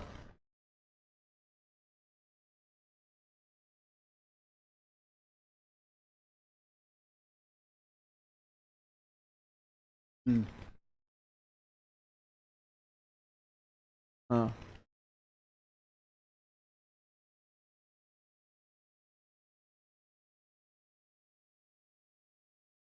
हम्म। अच्छा एक बात बताओ, अगर मैं वाटर में ऑयल डाल दूं ऊपर, तो क्या एक ऑयल की लेयर बन जाएगी ऊपर, बनेगी ना, ठीक है। या फिर जैसे ही मैंने ब्लड को सेंट्रीफ्यूज किया, क्या किया, सेंट्रीफ्यूज किया, तो नीचे ब्लड आ गया और ऊपर क्या आ गया, प्लाज्मा, ठीक है ना। तो ऊपर प्लाज्मा है, नीचे क्या है, ब्लड है। तो एक चीज देखो, जब पानी डाला, मतलब पानी के अंदर ऑयल डाला, तो ऑयल क्या कर रहा है, ऊपर तैर रहा है, ठीक है। और दोनों है क्या, लिक्विड है। दोनों क्या है बेटा जी, लिक्विड है। लेकिन मैं दोनों को इजीली सेपरेट कर सकता हूं। क्या कर सकता हूं, इजीली सेपरेट कर सकता हूं। कॉनिकल फ्लास्क में डालूंगा, एक कॉनिकल फ्लास्क होता है कॉन की फॉर्म में, ठीक है। इसके अंदर मैंने क्या डाल दिया, वाटर और ऑयल, और नीचे होती है एक नोब, क्या होती है, नोब। नोब को खोलता जाऊंगा, जहां तक वाटर होगा वाटर आउट हो जाएगा, और जैसे ही वाटर आउट होगा तो उसको बंद कर दूंगा। ऊपर में क्या रह गया, ऑयल, और नीचे क्या आ गया, वाटर। दोनों की स्टेट क्या है, सेम है, लेकिन दोनों का फेस कैसा है, अलग अलग है। मैं देख करके बता सकता हूं कि दोनों अलग अलग सेपरेटेड आउट हैं, लेकिन स्टेट क्या है, सेम है। तो स्टेट सेम होने के बाद भी अगर वो अलग अलग दिख रहे हैं तो वो डिफरेंट फेज में है। किसमें है, डिफरेंट फेज में है। बात क्लियर है, ठीक है। लेकिन अगर मैं उसको देख करके अलग अलग फेजेस की बात ना कर पाऊं, अगर मैंने होमोजेनियस मिक्सचर बनाया, ठीक है, तो होमोजेनियस मिक्सचर में क्या होगा, शुगर सॉल्यूशन बनाया, तो क्या मैं अलग से कोई अलग फेज देख पा रहा हूं, क्या नहीं देख पा रहा हूं। किस फेज में है, एक फेज में है। किस फेज में है, एक फेज में है। तो यहां पर फेज सिर्फ वन होता है, और यहां पर to or more than two phase होते हैं। क्या ये बात सबको क्लियर हुई,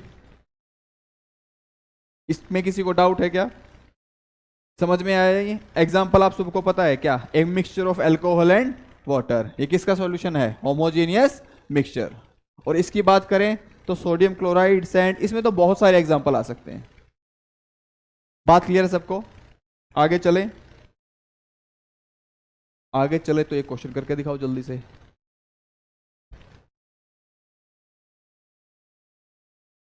होगा कि नहीं,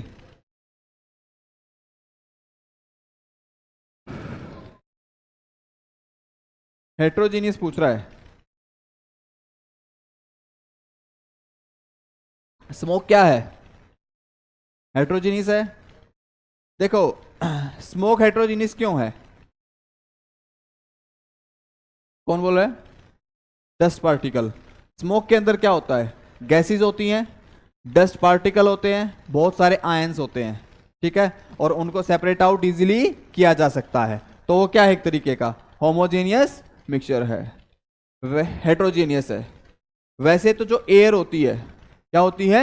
एयर। एयर का अगर मिक्सचर मैं यहां पे डाल दूं तो वो कैसा है? होमोजेनियस होता है।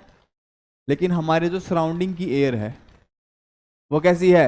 हेट्रोजेनियस, क्योंकि उसमें बहुत सारा क्या प्रेजेंट है? स्मोक है। बात क्लियर है? ठीक है। ब्रास क्या होता है? एलोए है, और alloys are homogeneous mixture. Sugar solution क्या है? Homogeneous mixture. Tincture of iodine, homogeneous mixture. Iodine, tincture of iodine में आयोडीन के साथ बेस होता है जो कि क्या बना लेता है? होमोजेनियस मिक्सचर बना लेता है। बात समझ में आई? ठीक है, आगे चलें। तो हमने जान लिया क्या? फिजिकल प्रॉपर्टी, केमिकल प्रॉपर्टी के बारे में। ठीक है, फिजिकल प्रॉपर्टी वो प्रॉपर्टी जहां पे हम ऑब्जर्व करते हैं किसके बेसिस पे? कलर, ऑर्डर के बेसिस पे। ठीक है, और फिजिकल प्रॉपर्टी की बात करते हैं जब हम, तो किसके बारे में बात करते हैं? केमिकल चेंज के बारे में बात करते हैं। और अगर कोई पूछ ले व्हाट इज केमिस्ट्री, तो आप क्या आंसर दोगे? Study of chemical change. और थोड़ी सी ब्रॉड टर्म चाहिए मुझे। Study of atom and molecule. और थोड़ी ब्रॉड टर्म चाहिए। Study of change. Study of change, चाहे फिजिकल हो या केमिकल हो। फिजिकल भी हो सकता है और केमिकल भी हो सकता है। जब केमिकल चेंज की बात करेंगे तो केमिकल रिएक्शंस की बात करने लग जाते हैं, और फिजिकल चेंज की बात करते हैं तो चेंज ऑफ स्टेट की बात करते हैं। क्या सॉलिड लिक्विड में कन्वर्ट हो रहा है? ये क्या है? फिजिकल चेंज ही तो है। इसको भी हम कहां पढ़ रहे हैं? केमिस्ट्री के अंदर पढ़ रहे हैं। तो study of change is nothing but chemistry. क्या है? केमिस्ट्री है। तो हमने दोनों प्रॉपर्टी के बारे में बात कर ली, फिजिकल और केमिकल प्रॉपर्टी के बारे में। तो आगे चल के देखते हैं, पहला पोर्शन हमारा खत्म हुआ। अगला क्या है? International units, system of units. अच्छा, जब हम कोई भी चीज को ऑब्जर्व करते हैं, ठीक है, चाहे उसमें ऑब्जर्व हो रहा होता है फिजिकल चेंज का या फिर केमिकल चेंज का। आप हॉस्टल से यहां आए, ठीक है, तो हॉस्टल से यहां आए, पैदल चल के आए या बस से आए, तो कहीं ना कहीं एक डिस्टेंस होगा, ठीक है, और उस डिस्टेंस को मैं किस में मेजर करता हूं? मीटर में, ठीक है। और अगर मान लो आप मार्केट में गए, ठीक है ना, और कुछ क्वांटिटी में दाल लेके आ गए, ठीक है, तो वो क्या होगी? 1 kg या फिर 2 kg, ठीक है। ग्राम में भी हो सकती है, किलोग्राम में भी हो सकती है। तो जो मास है उसको भी मेजर करने के लिए क्या है? एक यूनिट है, ठीक है, और डिस्टेंस को मेजर करने की भी क्या है? एक यूनिट है। ये बात क्लियर है? और यूनिट हमारी दो तरह की होती है बेटा। कौन कौन सी? एक यूनिट वो होती है जो बेसिक यूनिट होती है। कैसी? Basic unit. तो यूनिट्स की जब हम बात करते हैं ना, तो एक होती है बेटा बेसिक यूनिट और एक होती है डिराइव्ड यूनिट।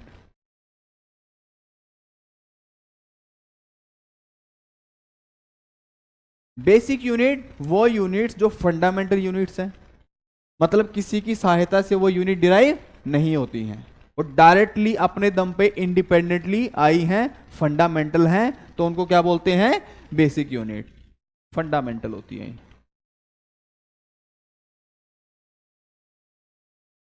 और डिराइव्ड यूनिट कौन सी हैं? बेसिक यूनिट की हेल्प से जब हम किसी यूनिट को डिराइव करते हैं, अलग यूनिट निकालते हैं, तो कौन सी यूनिट हो जाती हैं? Derived unit. कौन सी? Derived unit. और हमारी पूरी साइंस में 7 बेसिक यूनिट है। कितनी है? 7। कौन कौन सी हैं? सबसे पहले डिस्टेंस, और डिस्टेंस की यूनिट क्या होती है? मीटर, ठीक है। दूसरा क्या है? मास, मास के लिए क्या है? किलोग्राम। टाइम के लिए क्या है? सेकेंड। और टेम्परेचर के लिए केल्विन। टेम्परेचर क्या है? केल्विन। इससे आगे क्या है? इलेक्ट्रिक करंट, उसकी क्या है? एम्पियर। इससे आगे क्या है? मोल। ये तो हमारे काम की चीज है, बहुत काम की चीज है। और मोल के सामने क्या लिखा हुआ है? Amount of substance. यहीं लिख लो कहीं पर। मोल क्या होता है? Amount of substance. इसके बारे में बात करूंगा जब बाद में कनेक्ट करेंगे। जब बोलता है ना इनडायरेक्टली कि किसी सब्सटेंस का अमाउंट निकाल दो, क्या निकाल दो? अमाउंट। तो उसमें किसकी बात करता है वो?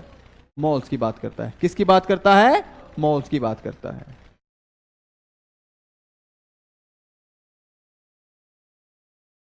बात क्लियर है? आगे क्या है? Charge. Charge is not a basic unit. Charge कहां से डिराइव होती है? करंट से। चार्ज क्या होता है बेटा जी?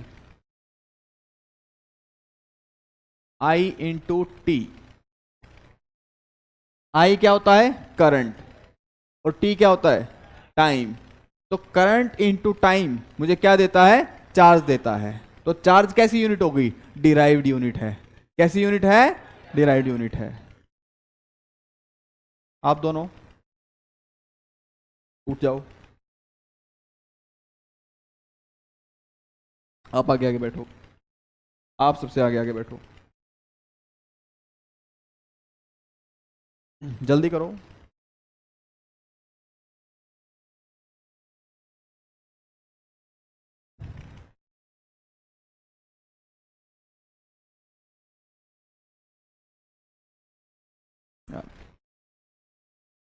और लास्ट क्या है? Luminous intensity. क्या है? Luminous intensity. और इसकी यूनिट क्या है? कैंडेला। क्या ये बात सबको क्लियर है? ठीक है। तो हमारी 7 बेसिक यूनिट का सिस्टम है, और सातों में से 4 जो है हमारी बेसिक यूनिट नहीं है। कैसी यूनिट है? डिराइव्ड यूनिट है। और ये तो बहुत काम की चीज है। ये जो चार्ज है इसका ये जो फॉर्मूला है Q in I into T. आई की यूनिट क्या है? करंट की यूनिट क्या है? अभी देखिए हमने, एम्पियर है कि नहीं है? एम्पियर। और टाइम की सेकेंड। एम्पियर सेकेंड किसकी यूनिट होती है? चार्ज की। ये बात क्लियर है सबको? ठीक है। तो इसको हम आगे बहुत डिस्कस करने वाले हैं। 2-3 चीजें आपको यूनिट के बारे में बता देता हूं। ठीक है। पहली चीज कौन सी? मीटर के टर्म्स में। और मीटर किसकी यूनिट होती है? लेंथ की। किसकी होती है बेटा जी? लेंथ की। इस पे क्वेश्चन आमतौर पे छोटा क्वेश्चन हमेशा दे देता है। कैसे? इसको याद कैसे रखना है? अगर मान लो स्टार्ट कर लें 1 mm। क्या है? 1 मिलीमीटर। 1 मिलीमीटर क्या होता है? 10⁻³ मीटर। 10⁻³ मीटर किसके बराबर है? 1 मिलीमीटर के बराबर है। ठीक है। दूसरी यूनिट क्या है? माइक्रोमीटर। मिली से भी छोटी कौन सी हो जाती है? माइक्रो। और 10⁻⁻6 metre equal to 1 micrometre. Clear है ये बात? ठीक है। पहले -3 पे थे, -3 पे थे तो क्या था? मिलीमीटर। और -3 से -6 पे आए तो क्या हो गया? माइक्रोमीटर। और माइक्रो से और छोटी 10⁻⁹ मीटर, ये क्या हो जाता है बेटा जी? 1 नैनोमीटर। नैनोमीटर बहुत छोटा पार्टिकल होता है। अच्छा, घर में सोना होता है ना, गोल्ड खरीदते हैं हम सोना, और सालों साल चलता है सोना। ठीक है। पहली जनरेशन ने कहीं सोना खरीदा होता है, और वो नेक्स्ट जनरेशन भी उसको यूज करती है। मतलब एक बात तो है कि जो गोल्ड है हमारा वो क्या है? इनर्ट है। क्या है? इनर्ट है। वो बेचारा ऑक्सीडाइज भी नहीं हो रहा है। ठीक है। ना तो काला पड़ रहा है अलग से, ना ही उस पर कोई लेयर फॉर्म हो रही है, ना उसमें कोई जंग लग रहा है। ठीक है ना? कैसा है वो? इनर्ट है। कैसा है? इनर्ट है। लेकिन अगर मैं नैनो गोल्ड बना दूं, क्या बना दूं? Nano gold. इतने साइज का मैंने अगर गोल्ड बना दिया तो उसकी प्रॉपर्टी क्या हो जाती है? चेंज हो जाती है। क्या हो जाती है बेटा जी? चेंज हो जाती है। अब वही गोल्ड बहुत फास्ट रिएक्शन करता है। वही गोल्ड क्या करता है? बहुत फास्ट रिएक्शन करता है। और इंडस्ट्री के अंदर, बहुत ध्यान से सुनना ये बात, इंडस्ट्री के अंदर जहां जहां एंजाइम का यूज होता है, किसका? वहां हम धीरे धीरे उसको रिप्लेस कर रहे हैं नैनो पार्टिकल से। किससे रिप्लेस कर रहे हैं? नैनो पार्टिकल से। इंटरनेट सब लोग चलाते हैं आप लोग? लिखो गोल्ड नैनो पार्टिकल्स, इसके बारे में नेट पे देख के आना। Gold nano particle in medicinal chemistry, इससे रिलेटेड कुछ भी कोई भी आर्टिकल मिल जाए पढ़ के देखना ऐसे ही 5 मिनट के लिए। Medicinal chemistry, gold nano particle लिख लो सिर्फ, गोल्ड नैनो पार्टिकल। ये एंजाइम की तरह बिहेव करता है और रिएक्टिविटी बहुत फास्ट है। देख रहे हो, फिजिकल प्रॉपर्टी चेंज होने से उसकी केमिकल प्रॉपर्टी चेंज हो गई। साइज ही तो चेंज किया मैंने उसका, मीटर से कहां लेके गया, नैनोमीटर में। अच्छा, नैनोमीटर के बाद क्या है, 10⁻⁻12 मीटर, और ये क्या होता है 1 पिकोमीटर। क्या बोलते हैं इसको बेटा जी, 1 पिकोमीटर। बात क्लियर है? ये कहां तक हुई, 10⁻⁻12 तक। 10⁻⁻15 बहुत छोटी यूनिट हो चुकी है। और ये क्या होती है, 1 फेम्टोमीटर। क्या होती है, 1 फेम्टोमीटर। क्या ये बात सबको क्लियर है? ठीक है, तो ऐसे हम इनको कन्वर्ट करेंगे जब यूनिट कन्वर्जन की बात होगी। मिलीमीटर क्या होगा, 10⁻⁻3। अच्छा, सेंटीमीटर क्या होता है, 10⁻⁻2 मीटर इक्वल टू 1 सेंटीमीटर। बात क्लियर है सबको? ठीक है, क्वेश्चन जब करोगे ना सबसे पहले आप लोग ही फंसते हो। कैसे, 1 सेंटीमीटर में कितने मीटर, 1 सेंटीमीटर में कितने मीटर, 1 सेंटीमीटर में कितने मीटर, 10⁻⁻2 मीटर। आधी घंटा क्या निकला, 100। 1 मीटर में 100 सेंटीमीटर होते हैं, तो 1 सेंटीमीटर में कितना मीटर, 10⁻⁻2। ठीक है, ध्यान से सुनना, 1 मीटर में कितने माइक्रोमीटर,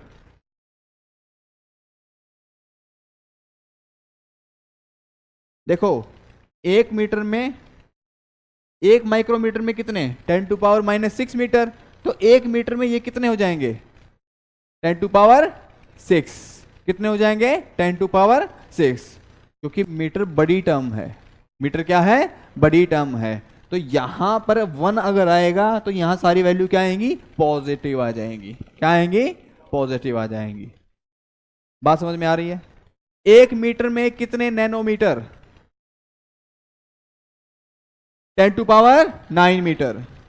1 मीटर में 10⁻9 नैनोमीटर। उल्टा कर लिया हमने। ठीक है, तो ये उल्टा बहुत इंपॉर्टेंट होता है क्वेश्चन में। हमको सेंटीमीटर से मीटर में जाना होता है और हम लिख रहे होते हैं वहां पे क्या, 100। क्या लिख रहे होते हैं, 100। बात क्लियर है? ठीक है, ये किसकी कन्वर्जन है, लेंथ की कन्वर्जन है। किसकी, लेंथ की। अच्छा, एक कन्वर्जन और देख लेते हैं छोटी सी यहां पे, वॉल्यूम की। किसकी देख लेते हैं, वॉल्यूम की। वॉल्यूम की कन्वर्जन में किसके बारे में बात करता है, लीटर के बारे में बात करेगा, मिलीलीटर के बारे में बात करेगा। तो एक चीज जो यहां पे आपको याद रखनी है वो क्या है, 1 centimetre cube equal to 1 ml। 1 centimetre cube equal to 1 ml।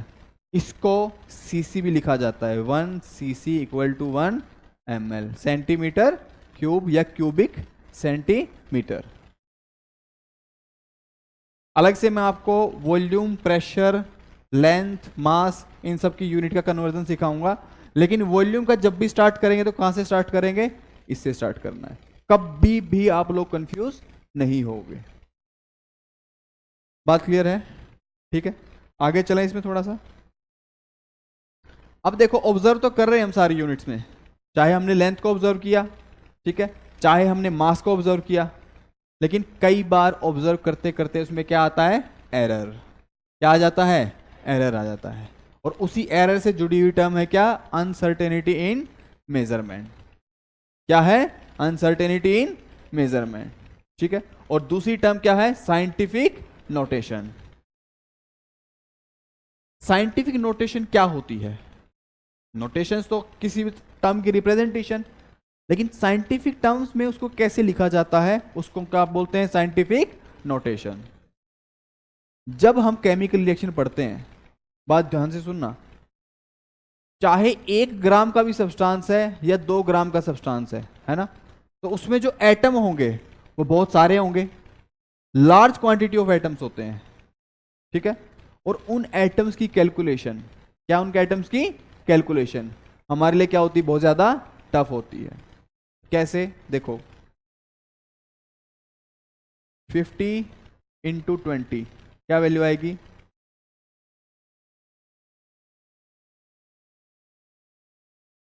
1000 होगी। 500 इंटू 50, एक चीज देख रहे हो, जैसे जैसे वैल्यू बढ़ रही है आप कैलकुलेट करने में टाइम ले रहे हो, है कि नहीं है। अगर मैं बोल दूं 50,000 इंटू 5,000, एकदम से आंसर निकाल पाओगे?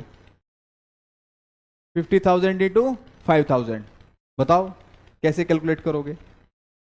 हमारे लिए क्या हो जाती है, टफ हो जाती है। तो हम इतनी बड़ी वैल्यूज को किस में लिख लेते हैं, साइंटिफिक नोटेशन में। किस में लिखते हैं, साइंटिफिक नोटेशन में। तो साइंटिफिक नोटेशन में लिखने के लिए एक क्राइटेरिया होता है, एक मेथड होता है, ठीक है। तो किसी भी नंबर को अगर साइंटिफिक नोटेशन में लिखना है तो वो होता है a इंटू 10 की पावर x की फॉर्म में। किस फॉर्म में, a into 10 to power x। मतलब हम उसको एक्सपोनेंशियल की फॉर्म में लिख रहे हैं। किसकी फॉर्म में, एक्सपोनेंशियल की फॉर्म में। और एक कंडीशन यहां पे अप्लाई कर देता है, वो क्या, कि जो मेरा x है वो पॉजिटिव भी हो सकता है और नेगेटिव भी हो सकता है। पहली बात तो ये।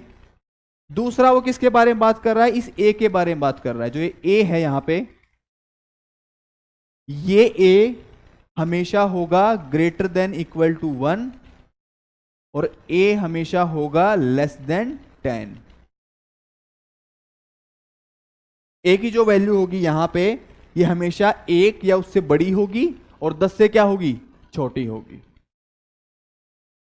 ये कंडीशन किसके लिए है, साइंटिफिक नोटेशन के लिए। किसी भी नंबर को साइंटिफिक नोटेशन में लेके जाना है तो हमारी क्या क्या कंडीशन है, जो ए होता है वो 1 के बराबर हो गया, उससे बड़ा होगा, और ए लेस देन 10 होगा।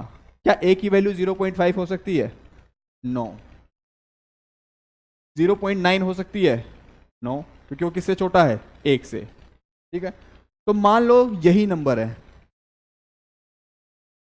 अब इसको मैं कैसे साइंटिफिक नोटेशन में लिखूंगा, 65 है आगे, ठीक है, और ये पीछे कितने जीरो हैं, 1 2 3 4 5 6 7। तो जितनी जीरो हैं वही 10 की पावर में चली जाएंगी।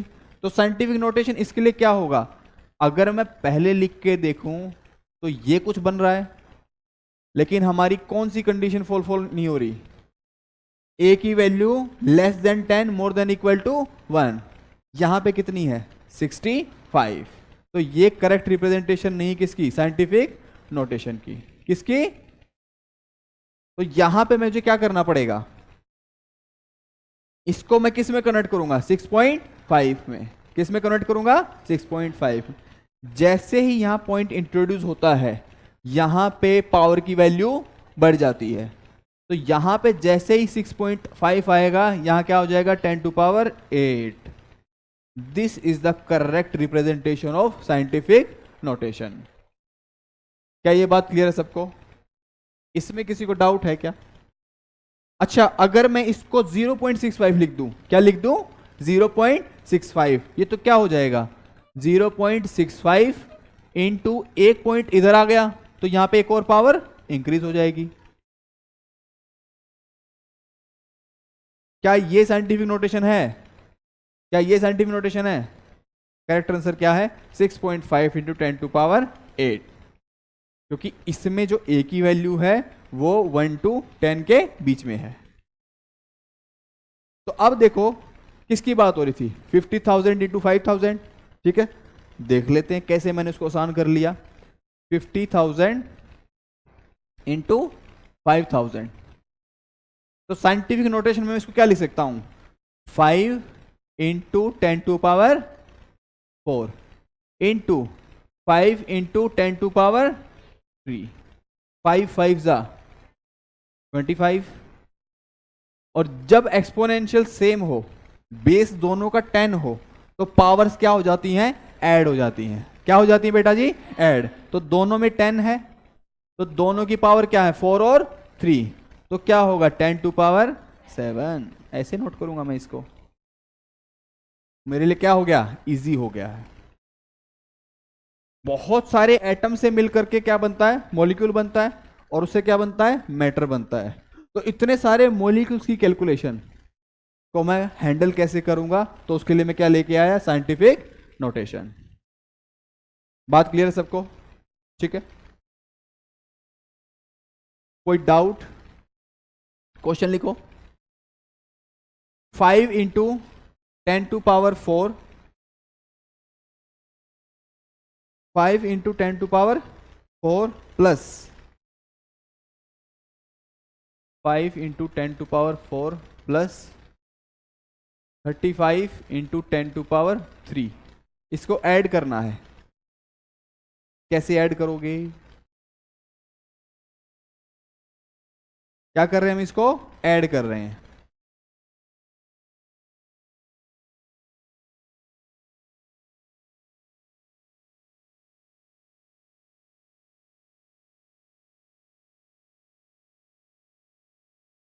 ये तो है एडिशन, हो गया क्या, इतने इंटेलिजेंट हो गया आप लोग। और यहां पे कर लेता हूं कुछ मल्टीप्लिकेशन की बात। मल्टीप्लिकेशन, ये बात किसकी कर रहा हूं, एडिशन की।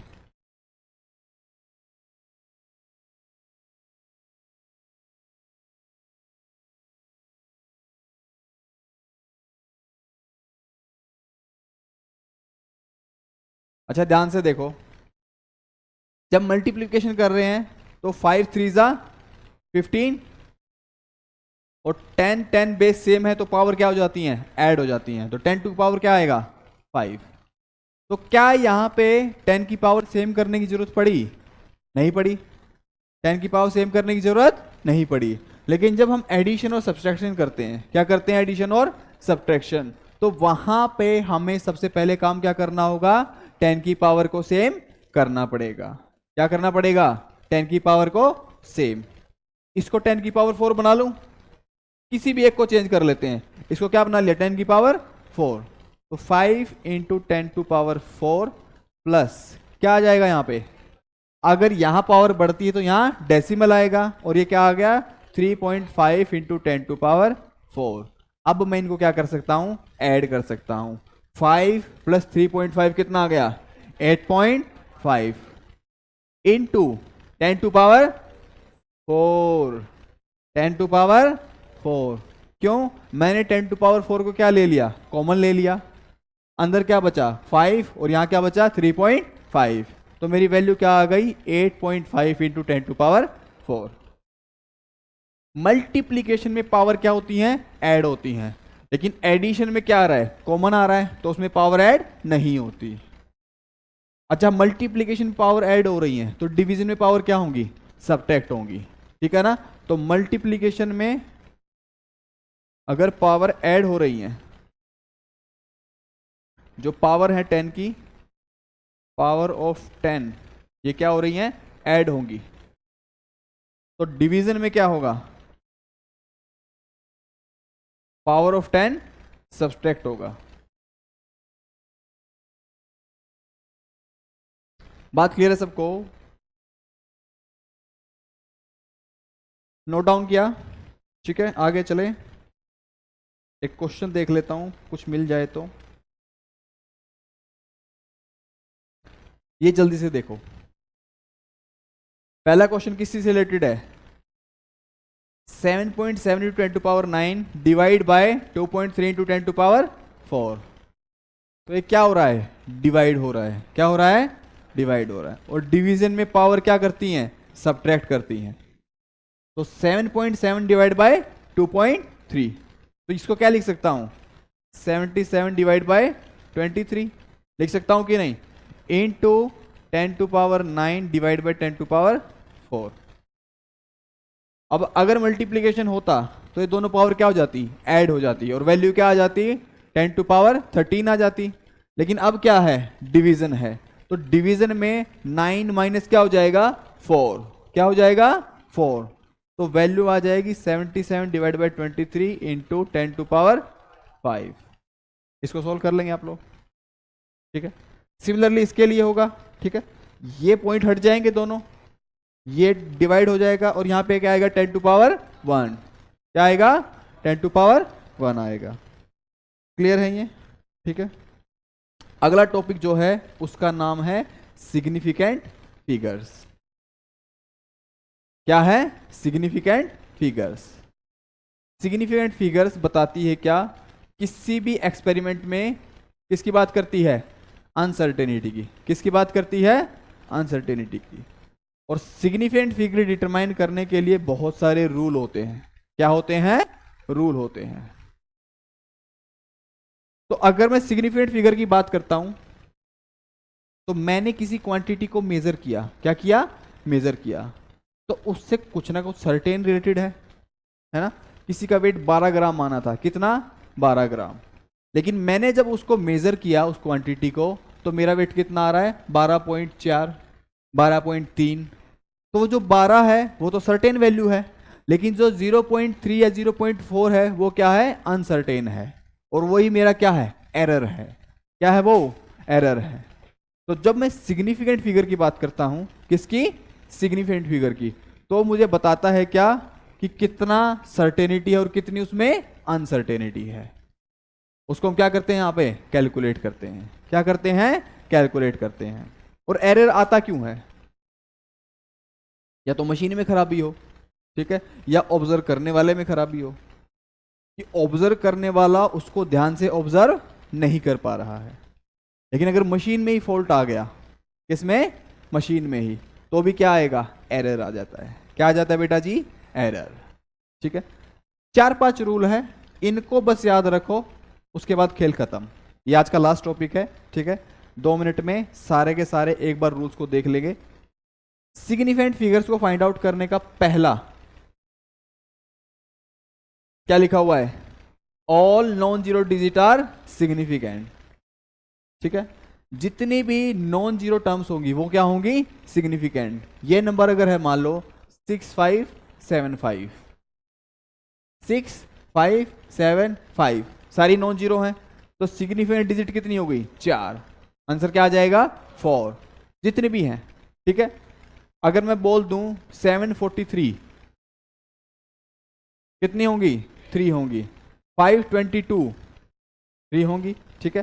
तो जितने भी नॉन जीरो डिजिट हैं वो क्या होंगी, सिग्निफिकेंट फिगर में काउंट होंगी। ये बात सबको क्लियर है, ठीक है। दूसरा रूल क्या कह रहा है, if any zero precede the non zero digit. कोई भी जीरो ऐसी है जो किसको प्रिसीड कर रही है, नॉन जीरो को, then it is not significant. The preceding zero indicate the location of decimal point. मान लो मेरे पास है 005, ये दो जीरो हैं, ये किसको प्रीसीड कर रही हैं, 5 को। प्रीसीड मतलब पहले आना, प्रीसीड मतलब पहले आना, ठीक है। जो मुझसे पहले होगा वो प्रोसीड करेगा और बाद वाला क्या होगा, फॉलो करेगा। क्या करेगा, फॉलो करेगा। तो जो पहली जीरो हैं प्रीसीड करती हैं, ये सिग्निफिकेंट फिगर में काउंट नहीं होती। तो यहां पे सिग्निफिकेंट फिगर देखो ना कितनी होगी, एक ही होगी। तो नंबर ऑफ सिग्निफिकेंट फिगर्स कितनी यहां पे, 1 है। कितनी है, 1 है। तो ये जो जीरो है ये सिग्निफिकेंट नहीं होती है, चाहे वो नॉर्मली आए या फिर डेसिमल के बाद भी आए, या तो ऐसे आए या फिर ऐसे भी बोल दे 0.005, तो भी ये जो जीरो है ये सिग्निफिकेंट नहीं है। यहां पर भी नंबर ऑफ सिग्निफिकेंट फिगर कितनी होंगी बेटा, 1 होंगी। कितनी होंगी, 1 होंगी। दूसरा स्टेप सबको क्लियर हुआ, ठीक है। पहले में जितने भी नॉन जीरो हैं वो सब की सब क्या होंगी, सिग्निफिकेंट होंगी। फिर बात करने लगा जीरो की, किसकी, जीरो की। अगर जीरो पहले आता है तो सिग्निफिकेंट नहीं होगा। और डेसिमल की भी बात साथ में कर दी कि डेसिमल में भी अगर इस नॉन जीरो से पहले आ रहा है तो भी सिग्निफिकेंट नहीं होगी। क्लियर है ये चीज। तीसरा पॉइंट क्या है, if there is zero between two non zero digit, दो नॉन जीरो डिजिट के बीच में जितनी भी जीरो हैं वो सब क्या होंगी, सिग्निफिकेंट होंगी। 505 505 कितना हो गया 3, क्योंकि ये जीरो क्या होगी, काउंट होगी। ठीक है, 5005 4 होंगी, क्योंकि ये दो नौ जीरो क्या है, काउंट होंगी। बात क्लियर है? तो अगर 5005 है तो इसमें कितनी होंगी बेटा जी, 4। ये बात क्लियर है? ठीक है, आगे देखते हैं क्या, जीरोस एट द एंड और on the right side of number are also significant. ये बहुत इंपॉर्टेंट पॉइंट है। zeros at the end or on the right side of number are also significant provided they are on the right side of decimal point। Condition दे दी उसने कि right side की zero जो हैं वो सिग्निफिकेंट हो सकती हैं। कब? जब वो डेसिमल पॉइंट के राइट साइड में होंगी। कैसे? 500 मैंने लिख दिया, क्या लिख दिया, 500। तो 500 में जो सिग्निफिकेंट फिगर्स हैं वो कितनी होंगी, 1 होंगी। तो मतलब ये जो दोनों जीरो हैं ये सिग्निफिकेंट फिगर्स नहीं हैं।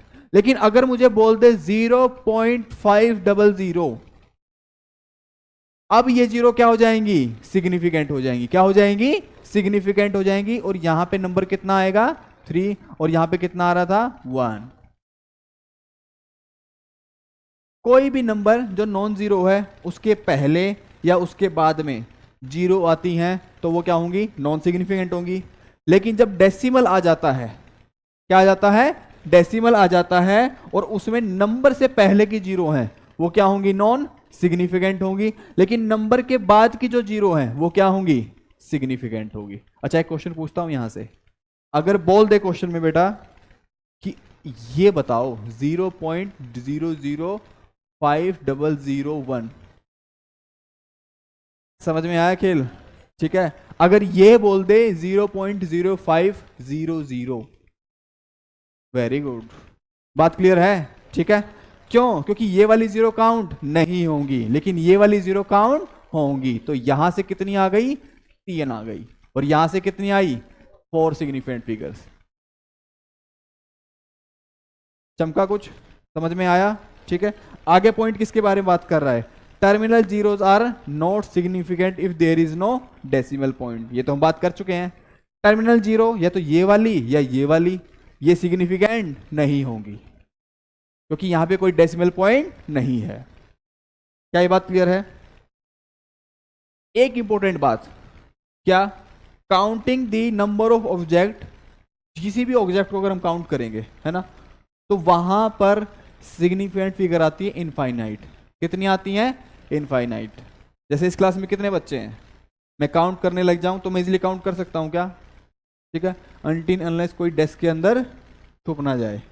ठीक है, तो जिस चीज को हम इजीली काउंट कर सकते हैं, क्या कर सकते हैं, इजीली काउंट कर सकते हैं। तो मान लो 5 ऑरेंजेस हैं या 5 एप्पल हैं, तो 5 एप्पल डायरेक्टली क्या होंगे, काउंट होंगे। तो उसको मैं कैसे लिख सकता हूं, 5.0 भी लिख सकता हूं, 5 भी लिख सकता हूं, 5.00 भी लिख सकता हूं, 5.000 भी लिख सकता हूं, कितने भी जीरो लगा सकता हूं। ठीक है, और जब इस तरीके से लिखा जा सकता है तो इसको क्या बोला जाएगा, कितने नंबर ऑफ सिग्निफिकेंट फिगर है, 2। कितनी है, 2। तो जीरो के बाद, डेसिमल के बाद एक जीरो है और पहले एक नंबर है, तो वो भी किस में काउंट होगी, सिग्निफिकेंट फिगर में। ठीक है, तो यहां पे कितनी है, 2 है, यहां पे कितनी है, 3 है, यहां पे कितनी है, 4 है। तो ऐसे तो मैं कितनी भी जीरो लगा सकता हूं काउंट करने के बाद। तो वहां के केस में सिग्निफिकेंट फिगर कितनी हो जाएंगी, इनफाइनाइट हो जाएंगी, इनफाइनाइट नंबर बन जाएंगे, जितनी जीरो लगाता जाऊंगा उतनी बन जाएंगी। तो जहां पर क्या आएगी, काउंटिंग आएगी। ठीक है, क्लियरली मुझे दिख रहा है कि यहां तो एरर होने का चांस ही नहीं है, वहां पर सिग्निफिकेंट फिगर कितनी होंगी, इनफाइनाइट होंगी। ठीक है, ये बात सबको क्लियर है? तो ये लास्ट पॉइंट था किसका, सिग्निफिकेंट फिगर्स का। ठीक है, ये क्वेश्चन देख लो बस एक बार, 3 आएगा ना, वेरी गुड। तो यहां तक हम काम करते हैं। नेक्स्ट क्लास में हम 2 चीजें देखेंगे, एक तो राउंड ऑफ क्या देखेंगे? Round of. जब नेक्स्ट क्लास की बात करेंगे तो बात करेंगे राउंड ऑफ की, और दूसरी किसकी बात करेंगे? Precision and accuracy. किसकी बात करेंगे?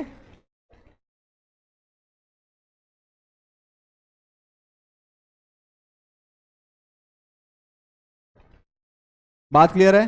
ठीक है, यहां तक सबको समझ आया? क्लास में मजा आया केमिस्ट्री में? ठीक है, नेक्स्ट क्लास में और चीजें नहीं सीखेंगे और वहां से कंटिन्यू करेंगे। ठीक है, थैंक यू।